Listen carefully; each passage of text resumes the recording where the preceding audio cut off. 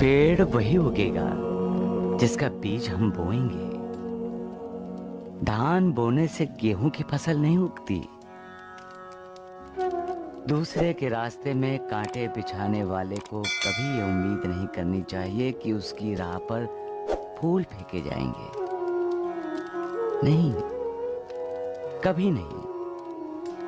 नफरत करोगे तो नफरत मिलेगी, प्रेम करोगे तो प्रेम मिलेगा। स्वर्ग नर्क दोनों यही हैं। आपके अपने कर्मों पर निर्भर है। आप अपने घर को नर्क भी बना सकते हैं और स्वर्ग भी। इतना याद रखो, वो मालिक सबका है और सबका भला चाहता है। वो किस लिए चिंता में डूबे हो? मेरी शरण में आ जाओ। जो मेरी शरण में आता है और दिल से मुझे चाहता है, मेरी भक्ति करता है, उसके कल्याण के लिए मैं हमेशा सोचता हूं। किसी को चाहना है तो उस मालिक को चाहो। कुछ मांगना है तो उस मालिक से मांगो। मैं यही कहता हूं, शरीर से प्रेम मत करो। इस शरीर में वास करने वाले अशरीरी से प्रेम करो। पंचभूतों से बना ये शरीर अपना कार्यकाल समाप्त होते ही भस्म के रूप में बदल जाएगा। तो इस शरीर पर कैसा मान, कैसा इतराना? जब तक इसमें प्राण वायु है, ये चल रहा है, बोल रहा है, सपनों में उड़ रहा है। फिर पानी के बुलबुले की तरह कब फट जाएगा, पता भी नहीं चलेगा। गुरु नानक जी ने ठीक ही कहा है, नानक नाम जहाज है, चढ़े सो उतरे पार। उस मालिक का नाम ही वो जहाज है जो तुम्हें जन्म मरण के सागर से उस पार ले जाएगा। मालिक को ना मानने का मतलब है मालिक को चुनौती देना, मालिक से ईर्ष्या करना। अंधेरा तब तक रौब दिखाता है जब तक दिया जलकर रोशनी नहीं फैलाता। झूठ तब तक लोगों को गुमराह करता है जब तक सच सामने नहीं आता। झूठ, अंधेरा, ढोंग, पाखंड, इनकी अपनी एक मर्यादा है। और जब मर्यादा लांघने की कोशिश होती है तब झूठ का पर्दाफाश होता है, अंधेरे का विनाश होता है, ढोंग और पाखंड की पोल खुल जाती है और असलियत सामने आ जाती है सबके। इसलिए हमेशा सत्य बोलो, सच के रास्ते पर चलो, सत्य की पूजा करो, तुम्हारा कल्याण होगा। अपनों पर तो सभी को प्यार आता है।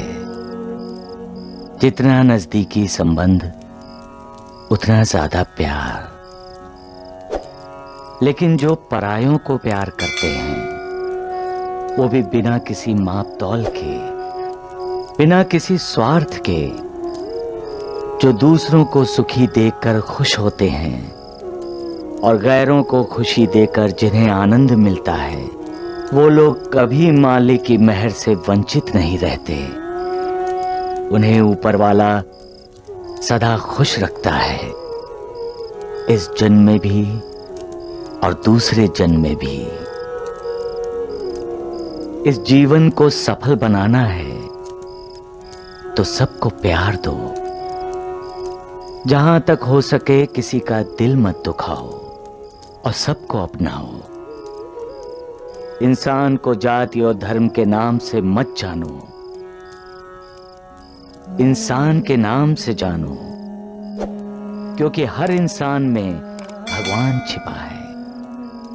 इंसान को प्यार करोगे तो भगवान को प्यार करोगे और भगवान तुम्हें कभी निराश नहीं करेगा। वो दाता है, वो तुमसे कुछ लेता नहीं, देता ही देता है। वो तुम्हारा जन्म सफल कर देगा। घर के दरवाजे के साथ साथ इंसान को दिल के दरवाजे भी खुले रखने चाहिए। तभी इंसान गलत फहमियों का शिकार नहीं होता। गलत फहमी तभी होती है जब कुछ छुपाया जाता है। वो नजरों से छिपाया जाए या बातों से छिपाया जाए, जब कुछ छुपाया नहीं जाता तब जो सामने आता है वो स्पष्ट, साफ और सच्चा होता है। जब इंसान खुले दिल से बात करता है तब ना किसी का बुरा सोचता है, ना किसी का बुरा करता है। जो दिल के साफ होते हैं, अच्छे होते हैं, वो दिल के दरवाजे कभी बंद नहीं करते। अच्छा सोचते हैं और अच्छे विचारों, अच्छी सोच को अपने दिल में जगा देते हैं। ऐसे दिल वालों को हर कोई अपने दिल में जगा देता है। ऐसे दिल वालों का आदर होता है। ऐसे दिल वालों पर विश्वास भी किया जाता है और ऐसे दिल वालों के दिल में मालिक भी रहना पसंद करता है।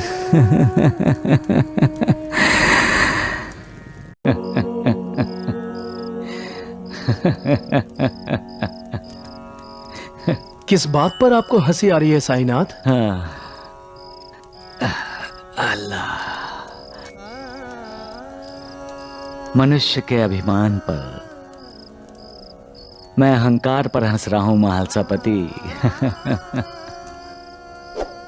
जब मनुष्य अहंकार के अधीन हो जाता है तो भूल जाता है कि ज्ञानी लोग उसे गलतियों का पुतला कहते हैं। मनुष्य अपने आप को परिपूर्ण समझता है, जबकि वो पूर्ण रूप से परिपूर्ण है ही नहीं। खरगोश और कछुए की कहानी सदियों से सुनता आ रहा है। जानता है कछुए ने खरगोश को हराकर उसके अहंकार को चकनाचूर कर दिया था। फिर भी वो अहंकार के अधीन हो जाता है। मनुष्य ये भूल जाता है कि विनाश की तरफ ले जाने वाली कई सीढ़ियों में से एक सीढ़ी अहंकार भी है। आप किसकी बात कर रहे हैं? किसे अहंकार हुआ है? एक नर्तिका को।